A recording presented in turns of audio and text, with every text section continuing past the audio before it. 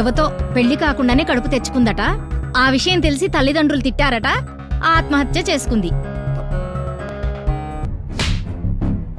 నిన్నెందుకు కొట్టానో తెలుసా?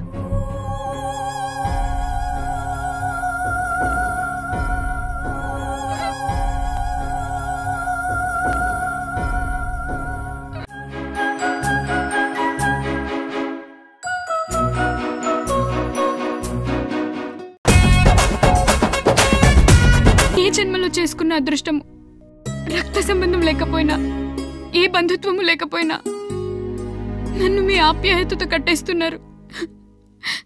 మళ్ళీ జన్మంటూ ఉంటే మీ బిడ్డనై పుట్టి మీ రుణం తీర్చుకుంటాను. తెలియక నేను చేసిన తప్పుకి శిక్ష నువ్వు అనుభవిస్తున్నావు. కానీ ఈ విషయం నీకు చెప్పలేక, నాలో దాచుకోలేక ఎంత బాధపడుతున్నానో నాకు మాత్రమే తెలుసు. ముగ్ధ ఆగు.